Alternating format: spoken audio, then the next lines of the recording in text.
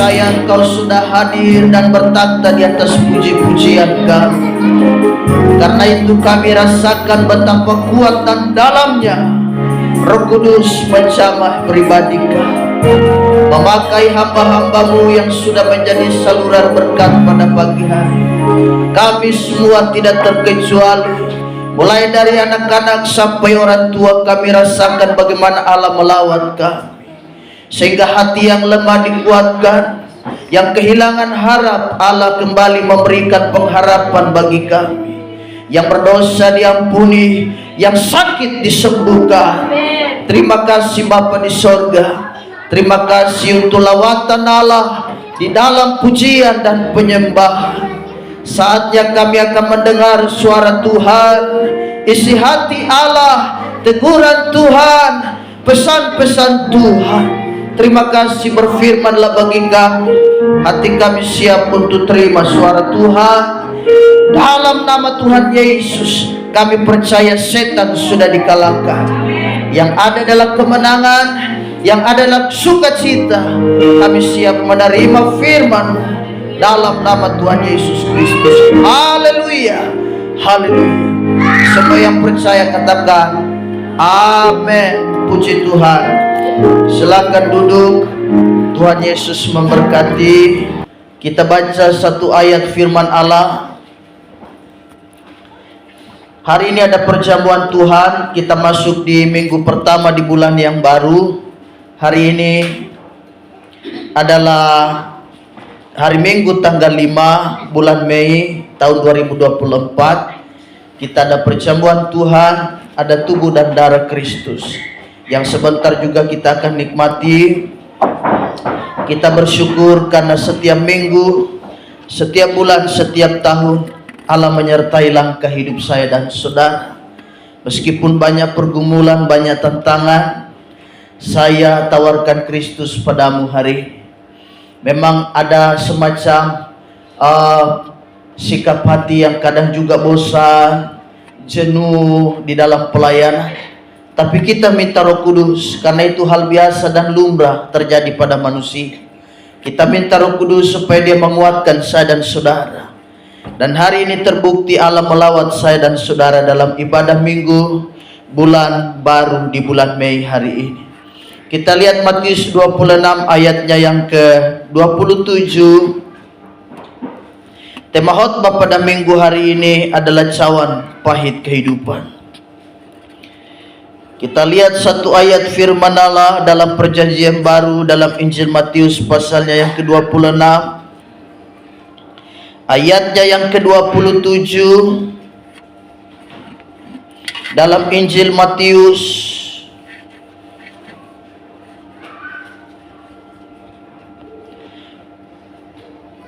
Matius 26 ayat 27. Tema khotbah hari ini adalah cawan pahit kehidupan. Kita baca ayat ini bersama sembari saudara duduk saja. Dalam hitungannya yang ketiga kita baca. Yang sudah dapat katakan amin. Mari kita baca 2, 3 mulai. Sesudah itu ia mengambil cawan, mengucap syukur lalu memberikannya kepada mereka dan berkata, minumlah kamu semua dari cawan ini. Puji Tuhan. Pembacaan firman Allah sampai di sana. Kubacakan sekali lagi. Sesudah itu ia mengambil cawan, mengucap syukur lalu memberikannya kepada mereka dan berkata, minumlah kamu semua dari cawan ini. Tema khotbah minggu hari ini terambil di dalam Matius 26 ayatnya yang ke-27 dengan tema cawan pahit kehidupan. Perjalanan hidup saya dan saudara tidak lepas dari beragam-ragam persoalan. Ada sejuta rasa yang saya dan saudara nikmati. Ada pahit, ada manis, ada susah, ada senang, ada air mata. Tetapi juga kadang hidup ini diwarnai dengan sukacita. Ada saat dimana kita air mata hanya berlinang. Kita tidak tahu mau bikin apa. Jadi semacam air mata yang menjadi bahasa buat kita, supaya orang tahu dia lagi kecewa. Dia lagi ada banyak persoalan dan banyak pergumulan. Tapi ada saat-saat dimana saya dan saudara sukacita, tertawa nyinyir. Kita buka gigi, kita tertawa terbahak-bahak karena sukacita. Kita tertawa lepas. Seperti Bapak Gembala berkata, sampai kita tidak sadar, gigi palsu pun ikut lompat keluar. Kenapa? Karena sukacita. Yang pasang gigi palsu pasti senyum-senyum pagi hari. Haleluya. Puji Tuhan ya. Jadi kita tetap sukacita ya. Apapun yang terjadi tetap mengucap syukur. Jadi kadang kita berdoa minta Tuhan kasih yang manis, tapi saya dan saudara tidak bisa menolak kalau pahit datang. Terkadang saya dan saudara berdoa minta Tuhan kasih berkat, tapi Anda dan saya tidak bisa juga menolak kalau pergumulan hidup kadang datang. Kita kadang minta sama Tuhan yang baik-baik, tetapi saya dan saudara tidak bisa menolak juga kalau hal-hal yang buruk kadang datang menimpa saya dan saudara. Oh, betapa malang nasib ini. Sehingga hidup ini ibarat seperti dua sisi mata uang yang tidak bisa dilepaskan. Itu dia barengan antara hidup suka dan duka, itu dia sama-sama berjalan bersama. Tidak bisa kita lepaskan. Jadi hidup ini kadang diwarnai dengan air mata. Kiranya ada roh takut akan Tuhan. Kalau roh takut Tuhan masuk pada manusia, khususnya kita orang yang ada di kota, sudah aman dah itu. Karena sekarang orang sudah tidak takut Tuhan lagi. Orang mencuri sekarang tidak pandang bulu. Gereja saja mereka bisa masuk dan mencuri. Mereka tidak takut ini rumah Tuhan, apa ini kantor kepala desa. Mereka tidak pusing. Jadi karena itu saya dan saudara, itulah warna hidup ini. Ada air mata yang mewarnai. Jadi tetap percaya pada Tuhan. Tema khotbah pagi hari ini adalah cawan pahit kehidupan. Inilah kehidupan saya dan saudara. Di dalam Matius 26 ayat 27 ini, Kristus Tuhan kita di dalam perjamuan makan malam terakhir. Ini makan malam perpisahan, bukan makan malam sembarangan. Ini adalah perjamuan terakhir dia bersama dengan murid-murid. Dia berpesan dan berkata di dalam ayat ini, dia katakan sesudah itu ia mengambil cawan, mengucap syukur, lalu memberikannya kepada mereka dan berkata, minumlah kamu semua dari cawan ini, sebab inilah darahku, darah perjanjian yang kutumpahkan bagi banyak orang untuk pengampunan dosa. Demikian pula ia mengambil roti, saudaraku, memecah-mecahkannya dan kemudian dia berikan kepada murid-muridnya. Makanlah ini, inilah tubuhku. Ini adalah malam terakhir dia bersama dengan murid-murid, sebab tidak lama lagi dia nanti akan ditangkap sebagai seorang hukuman. Layaknya Kristus adalah sebagai seorang pendosa, sebagai seorang yang melakukan tindak kriminal. Dia diumpamakan seperti seorang penjahat, sehingga tentara Romawi harus mengejar dan mencari dia. Dia dikategorikan seperti seorang yang semacam sudah terkena semacam DPO, data pencarian orang. Itulah Tuhan kita. Padahal dia tidak bersalah sedikit pun tidak, setitik pun tidak. Kristus tidak berdosa. Dia tidak bersalah. Berapa kali dia dibawa putar sana putar sini, kepada imam besar Kayafas, kepada Raja Herodes, kepada Pilatus. Mereka bilang kami tidak menemukan kesalahan orang ini. Tapi manusia yang karena masa waktu itu yang menjadi semacam dia tolak ukurnya. Kalau masa bersuara masa banyak, otomatis pemerintah juga semacam dia tunduk. Masa mendesak dia, salibkan dia. Dia itu manusia berdosa. Jadi karena itu kemudian dia disalibkan dan dibunuh. Jadi kita hari ini memperingati kematian Yesus Kristus. Dia mengambil cawan. Saudara tahu cawan yang dipakai Yesus Kristus itu bukan sembarang cawan. Itu cawan yang besar, bukan seperti cawan kita ini. Itu cawan yang besar. Dan cawan yang besar itu dituangkan diisi anggur. Kemudian cawan itu digilir, jadi minum. 12 murid ini minum dari satu cawan itu saja. Karena cawan ini besar, isinya juga anggur di dalamnya tentu banyak, dan itu digilir satu persatu ke sana. Cawan itu. Dan biasanya ketika cawan itu tiba pada seorang yang sedang dia duduk, kemudian dia bersandar pada dinding, maka cawan itu, anggur yang ada dalam cawan itu harus semacam dia dihabiskan. Itu menjadi sudah semacam tradisi, tidak boleh ditinggal sisa. Sebelum dituangkan anggur yang baru harus dihabiskan. Dan saudara tahu, ampas, sisa daripada anggur itu di bagian bawah, seperti kita minum kopi biasa ada ampasnya kan? Demikian pula dengan cawan ini, selalu pasti ada ampas di bagian bawah. Saudara tahu, ampas itu paling pahit. Karenanya aku beri tema cawan pahit kehidupan. Di cawan sisa anggur itu di bagian bawah pasti ada ampas, dan bagian ampas itu yang paling pahit. Itu harus ditelan, tidak boleh dibiarkan begitu, harus diminum. Jadi saya dan saudara terkadang meminum cawan kepahitan hidup. Cawan di dalam perjanjian baru dan bahkan perjanjian lama, cawan itu bercerita tentang murka Allah. Cawan bisa memberi pengertian kepada kita bahwa itu adalah gambaran penderitaan, itu adalah gambaran kesengsaraan. Saudara bisa membacanya di dalam Wahyu 16 ayat 19, Wahyu pasal 14 ayatnya yang ke-10, dalam Mazmur 75 ayatnya yang ke-9, menerangkan tentang bagaimana cawan itu adalah lambang penderitaan. Tuhan Yesus rela menerima itu supaya saya dan saudara yang berdosa bisa diampuni. Tidak ada cara lain dan tidak ada jalan lain untuk menebus manusia. Perlu Yesus Kristus menjadi manusia. Amal baik kita, perbuatan baik kita, Yesaya 64 ayat 6 berkata itu adalah kain kotor di hadapan Allah. Manusia tidak bisa diselamatkan hanya karena perbuatan amal baik. Kita perlu penebus, dan Yesus Kristus adalah penebusnya. Untuk menebus manusia yang berdosa, kita perlu Yesus manusia yang tidak berdosa. Kita perlu Dia supaya oleh bilur-bilurnya sakit kita disembuhkan. Oleh bilur-bilur Yesus segala penderitaan kita, tekanan hidup, pergumulan hidup, Allah sanggup untuk menolong kita.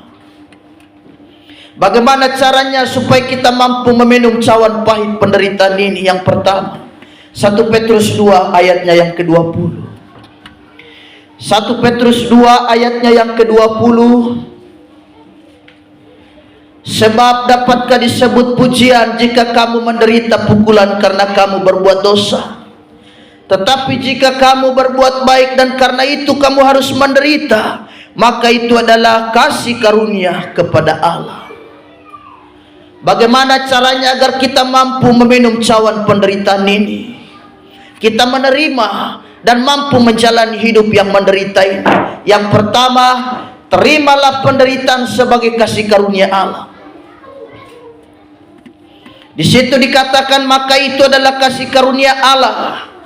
Saya dan saudara menderita, puji Tuhan, itu bagian dari kasih karunia Allah.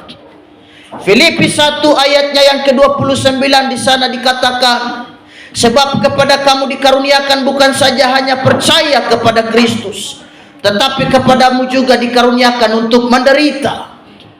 Jadi penderitaan adalah bagian dari kasih karunia Tuhan. Puji Tuhan jika saya dan saudara mendapat tantangan, kita mendapat persoalan, bagian dari kasih karunia. Sebab demikianlah Yesus Kristus telah menderita bagi kita.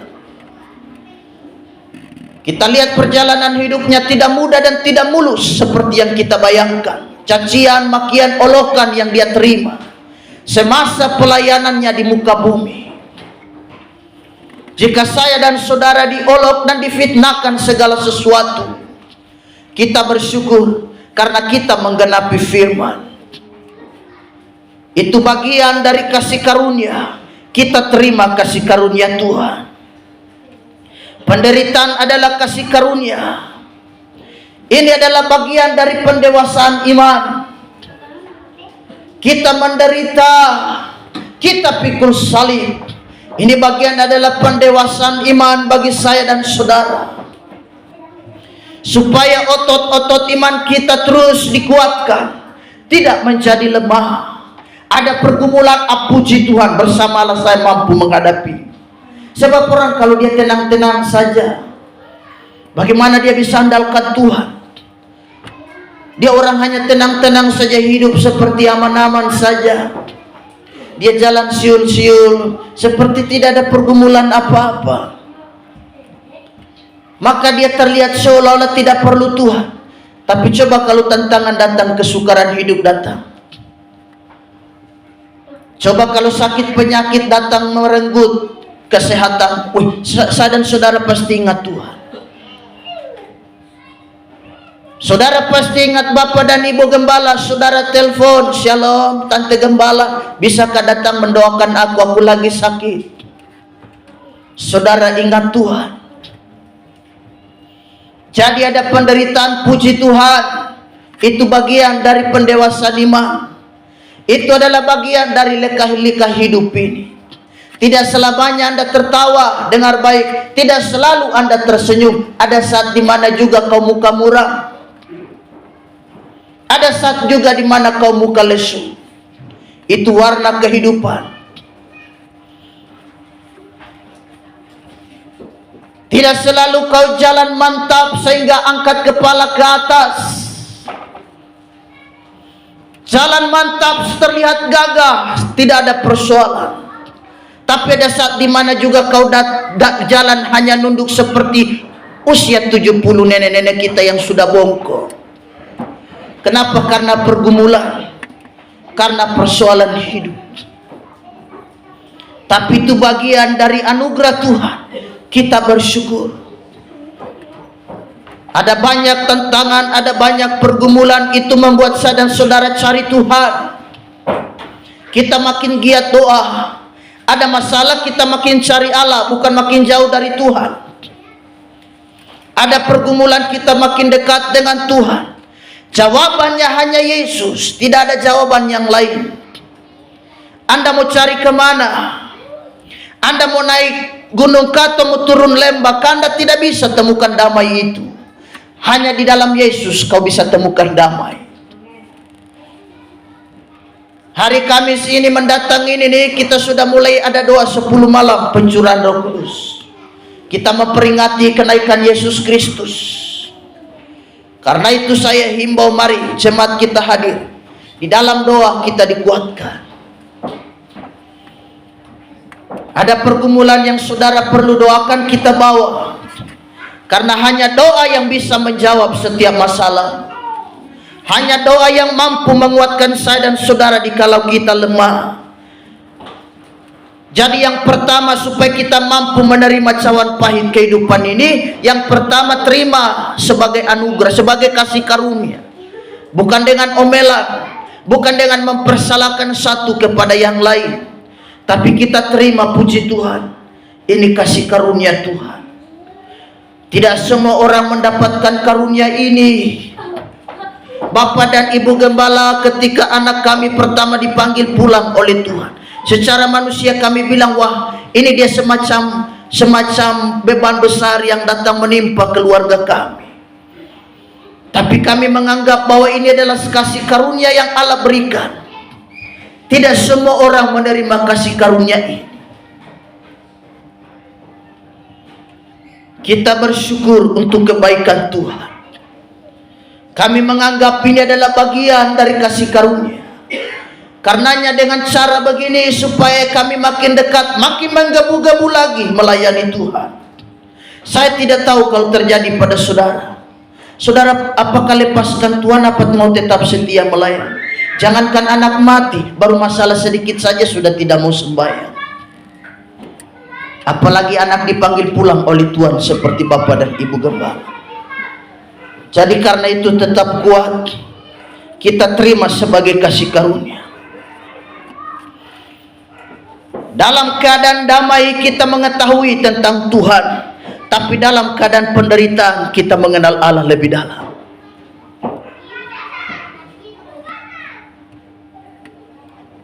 Tidak ada keberhasilan tanpa kerja keras.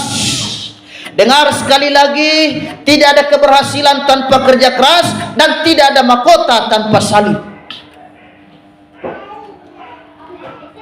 Saudara mau pingin punya mahkota, amin, tetapi salib yang harus saya dan saudara tanggung. Tidak ada mahkota tanpa salib. Mahkota dikaruniakan kepada mereka yang habis perang, mereka menang perang. Mereka berjuang taruhkan nyawa di sana, di medan pertempuran, sehingga mereka pulang, mereka diberi semacam penganugerahan. Ada mahkota. Kita lihat tentara-tentara Romawi, kalau mereka pulang habis menang perang, mereka diizinkan duduk di samping raja, di samping kaisar, satu kehormatan, dan diberi mahkota. Saya dan saudara terima mahkota. Kenapa? Karena saya dan saudara menang bersama dengan Tuhan. Yang kedua, 1 Petrus 2 ayatnya yang ke-21. Bagaimana supaya kita bisa menerima cawan itu? Terima penderitaan sebagai kasih karunia, dan yang kedua, ikutlah teladan Kristus. 1 Petrus 2 ayatnya yang ke-21. Sebab untuk itulah kamu dipanggil, karena Kristus pun telah menderita untuk kamu dan telah meninggalkan teladan bagimu, supaya kamu mengikuti jejaknya. Yang kita ikuti adalah jejak Yesus Kristus, bukan jejak manusia yang lain. Ikutilah teladan Kristus. Dia merendahkan diri serendah-rendahnya dan taat sampai mati di atas kayu salib. Kristus yang menjadi bola kita, Kristus yang menjadi teladan saya dan saudara dalam hidup ini. Kita melayani Kristus, kita pimpin pujian Kristus, kita singers Kristus, kita terima tamu Kristus, kita menjalankan persembahan Kristus. Kristus semuanya. Jadi kita singers bukan karena ibu gembala, kita pimpin pujian bukan karena ibu gembala, kita melayani bukan karena manusia, tapi kita melayani karena Kristus. Saudara datang kebaktian pagi hari ini karena Kristus. Semua karena Yesus Kristus. Karenanya kalau semua karena Yesus Kristus, ibadah menjadi indah. Ibadah menjadi semacam dia bermakna. Suasananya dapat, segala-galanya dapat. Kenapa? Karena Kristus yang kita taruhkan di sini, bukan yang lain. Kalau saudara datang karena motivasi manusia, Anda pasti kecewa. Kau pulang dengan kekecewaan. Tapi coba kalau kau sikap hatimu, kau datang karena Kristus, kau datang karena Tuhan, maka kau pulang pun pasti lain. Kau pulang berbeda. Yang tadi datang ke gereja murung-murung, kau bawa beban dan persoalan, kau pulang tertawa. Sehingga saudaramu di rumah berkata, kau lain ya, tadi kau ke gereja kau murung-murung, kini kau pulang gereja kau sukacita. Ada apa sih? Aku hari ini telah dikuatkan lewat firman. Aku hari ini telah dikuatkan lewat ibadah. Sehingga saudara kita ini juga yang tidak kenal Tuhan, dia berkata, bisa ndak minggu depan aku ikut kau pergi ke gereja. Jadi kita menjadi lain karena Kristus yang ada, yang menjadi harapan dan patokan kita. Saudara melayani Tuhan, patokanmu apa? Kristus apa manusia? Kalau saudara menjadikan Kristus patokan kita, kita tidak kecewa. Kalau manusia mah kita pasti kecewa. Kita melayani karena manusia, kita kecewa. Karena satu saat manusia itu akan bikin kesalahan dan itu bikin kita kecewa. Tapi Kristus dia tidak ada salah. Dia hidup benar. Karena itu dia yang menjadi patokan kita pada pagi hari. Dia yang kusampaikan padamu dalam ibadah perjamuan Tuhan pada pagi hari ini. Ikutilah teladan Kristus. Kristus yang menjadi teladan kita. Siapa yang kita ikuti? Kalau kita ikuti manusia, kita kecewa. Kita ikuti teladan Kristus. Jadi yang kedua, kita ikuti teladan Kristus. Yang ketiga, 2 Korintus 4 ayat 17, bagaimana kita sanggup menerima cawan penderitaan itu? Selain mengikuti teladan Kristus, saudara pandanglah ada hadiah yang tersedia. 2 Korintus pasalnya yang keempat ayatnya yang ke-17. Sebab penderitaan ringan yang sekarang ini mengerjakan bagi kami kemuliaan kekal yang melebihi segala-galanya, jauh lebih besar daripada penderitaan kami. Ada pahala, ada hadiah, upamu besar di sorga. Ada mahkota yang Allah siapkan. Penderitaan yang sekarang itu mengerjakan keselamatan dan mahkota yang akan kita terima ke depan. Jadi kita tahan terus, kita setia terus, kita melayani terus, tetap tahan, tetap kuat di dalam Tuhan, karena tidak ada keberhasilan tanpa rasa sakit yang saya katakan tadi. Tidak ada mahkota tanpa salib. Kita lihat para atlet olahraga, mereka rela berlatih dengan keras, menahan rasa sakit demi kemenangan dan hadiah yang dijanjikan. Jangan hindari penderitaan. Saya dan saudara tidak bisa melarikan diri dari hal itu. Untuk mendapatkan juara, memperoleh hadiah, mereka rela. Kita lihat para atlet-atlet, mereka rela berlatih dengan keras. Makanannya pun tidak sembarangan, minum pun tidak sembarangan. Mereka berlatih dengan susah payah. Kenapa? Karena mereka tahu apa yang mereka lakukan untuk sebuah hadiah, untuk sebuah yang namanya mendapat juara. Dalam iman juga saya dan saudara seperti itu. Kita melayani lebih giat.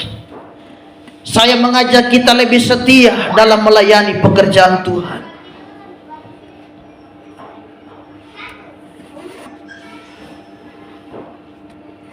Kuakhiri dengan satu ayat di dalam Maleakhi, di manakah Tuhan saat saya dan saudara menderita? Itu pertanyaan. Pertanyaannya sekarang, di manakah Tuhan saat kita meminum cawan pahit ini? Maleakhi 3 ayat 2 sampai 3, ayat terakhir. Siapakah yang dapat tahan akan hari kedatangannya? Dan siapakah yang dapat tetap berdiri apabila ia menampakkan diri? Sebab ia seperti api tukang pemurni logam, dan seperti sabun tukang penatu. Ia akan duduk seperti orang yang memurnikan dan mentahirkan perak. Dan ia mentahirkan orang Lewi, menyucikan mereka seperti emas dan seperti perak, supaya mereka menjadi orang-orang yang mempersembahkan korban yang benar kepada Tuhan. Di manakah Allah saat saya dan saudara menghadapi pergumulan? Nabi Maleakhi menubuatkan tentang kedatangan Mesias, diumpamakan seperti tukang pemurni logam dan seperti sabun tukang penatu.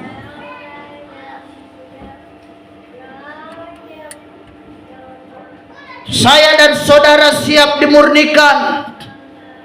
Saya dan saudara siap untuk dibersihkan. Jadi penderitaan pergumulan adalah bagian dari saya dan saudara dibersihkan. Sebagai seorang tukang logam yang memurnikan logam, itulah Kristus. Dia membentuk saya dan saudara supaya karakter kita makin sempurna, karakter kita makin murni di hadapan Tuhan. Kita bukan kekristenan yang kanak-kanak lagi, apa-apa tersinggung, apa-apa marah, apa-apa ngambek, apa-apa stop ibadah. Tetapi kekristenan kita makin diuji, dibakar, terus ditempa, Seperti kita dimandikan, dibersihkan dengan sabun. Kita perlu mandi supaya membersihkan tubuh kita. Jadi kekristenan kita perlu dibersihkan. Hal-hal yang kotor kita buang. Hal-hal yang tidak suci dan tidak bersih kita buang. Darah Kristus hari ini akan memurnikan saya dan saudara. Adakah saudara hari ini mendapat pergumulan? Kristus sedang memurnikan engkau. Di manakah Tuhan saat saya dan saudara menghadapi pergumulan? Perhatikan dalam ayat 3 dari Maleakhi pasalnya yang ketiga tadi. Ia akan duduk seperti orang yang memurnikan dan mentahirkan perak, dan ia mentahirkan orang Lewi, menyucikan mereka seperti emas dan seperti perak. Saudara tahu emas itu harus dibakar supaya untuk membuang hal-hal yang tidak perlu. Mendapatkan kualitas yang terbaik, emas itu harus masuk di dalam api pemurnian. Rasanya sakit. Kalau emas itu dia bisa ngomong, dia marah. Dibakar di dalam api itu sakit sekali. Tapi untuk mendapatkan kualitas yang terbaik memang harus melalui api peleburan. Saya dan saudara hari ini sedang masuk di dalam api Yesus Kristus. Api apa kegerangan itu? Api pemurnian iman. Kadang kita jengkel, mau ibadah juga kadang ada semacam hati kurang pas. Kita kadang semacam dimurnikan. Kita menghadapi banyak pergumulan. Kristus sedang memurnikan iman kita. Kristus sedang memurnikan saya dan saudara supaya kita menjadi anak-anak yang kuat di dalam Tuhan. Tetap kuat. Dengar pesan kakak gembala, saudara tetap kuat. Saya dan saudara ada sampai di titik yang ada saat ini, semua karena Tuhan melihat kita, berarti kita mampu. Allah izinkan terkadang banyak onak dan duri untuk kita melewatinya. Allah mampu untuk membawa kita pada posisi yang sekarang ini dan pada posisi yang nanti akan datang lagi. Kalau Allah tolong saya hari ini, ke depan juga pasti Tuhan mampu menolong saya. Kita belajar berharap kepada Tuhan. Hari ini kita mengandalkan Tuhan. Mungkin ada orang-orang yang kita anggap kita menaruhkan harapan kita kepada mereka, tapi kini orang-orang itu telah dipanggil pulang oleh Tuhan. Sehingga kita bingung mau lari ke siapa. Jawabanku hanya satu pagi hari ini. Kristus kutawarkan padamu. Yesus, dia sanggup membuka jalan bagimu. Allah sengaja izinkan hal itu terjadi supaya kau berharap sepenuhnya kepada Tuhan. Jadi kita harap Tuhan. Dengarkan baik, si tukang logam dia duduk dekat api, dekat tungku. Jadi waktu logam dimurnikan, emas dimurnikan, dia ada di situ. Dia lagi di depan tungku, dia duduk, dia berjaga-jaga. Saat kau tertimpa masalah, saat kau ada dalam pergumulan, Kristus ada di situ. Dia tidak jauh, dia tidak pergi, dia ada di depanmu. Jika kau bilang, Tuhan stop, aku sakit, Yesus bilang aku tahu, tapi belum murni nak.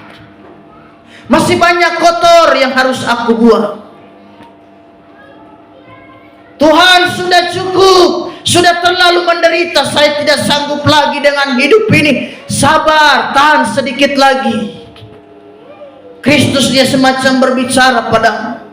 Kau berkata, saya tidak mampu lagi Tuhan. Sabar, belum murni. Nanti kau akan lihat sendiri.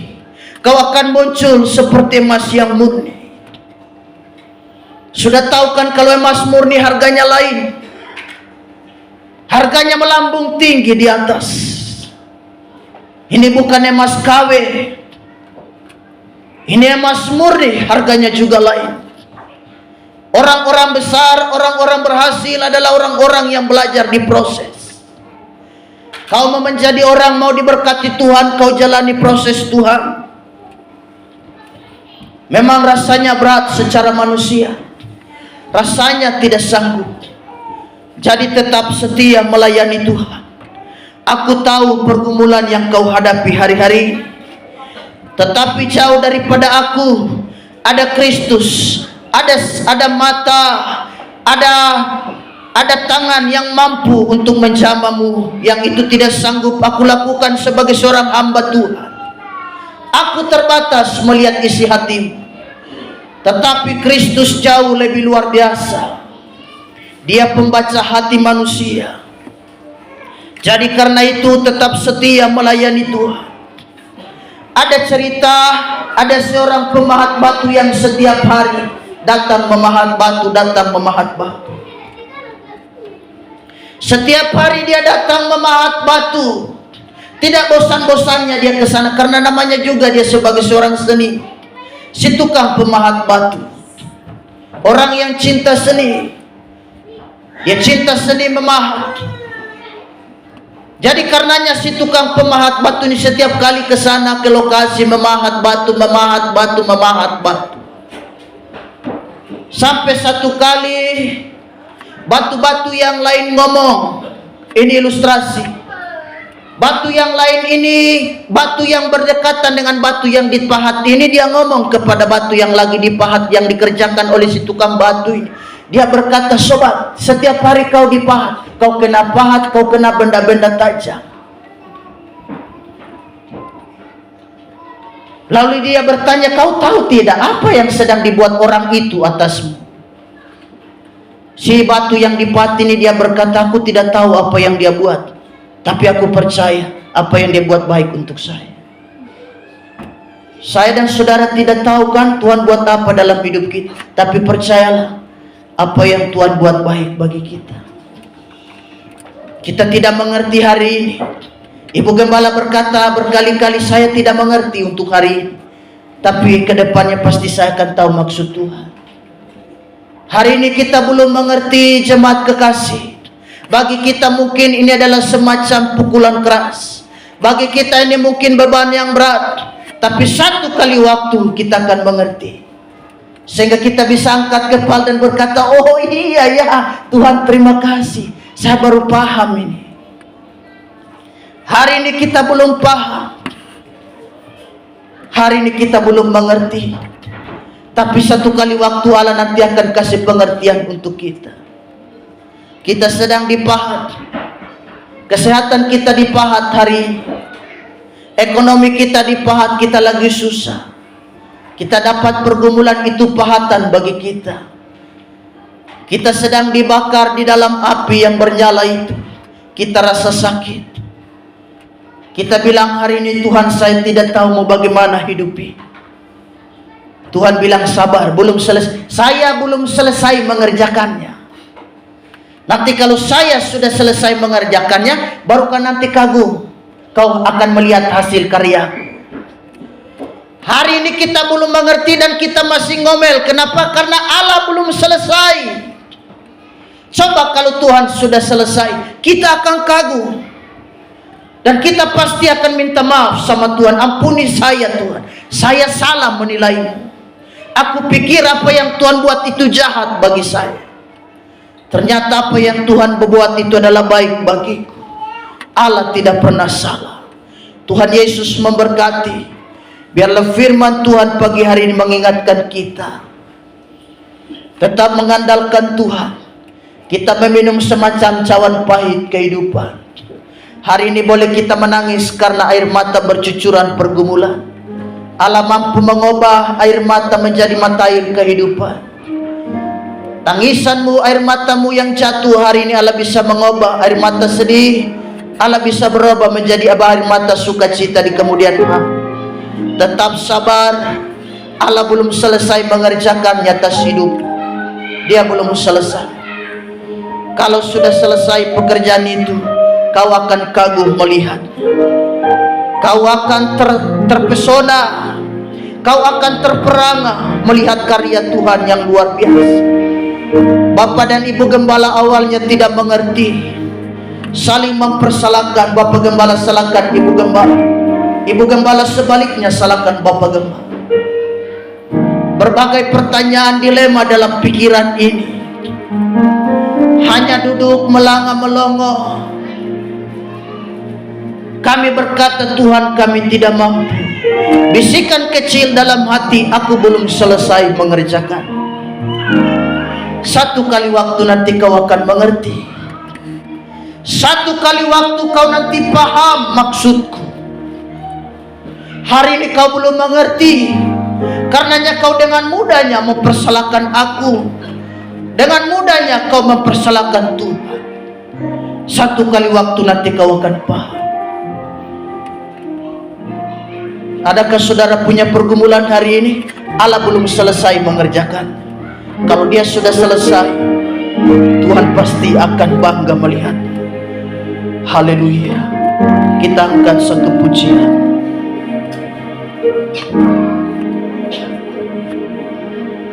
Sering ku tak mengerti. Haleluya. Biarlah Tuhan memampukan saya dan saudara. Tuhan Yesus memberkati. Haleluya.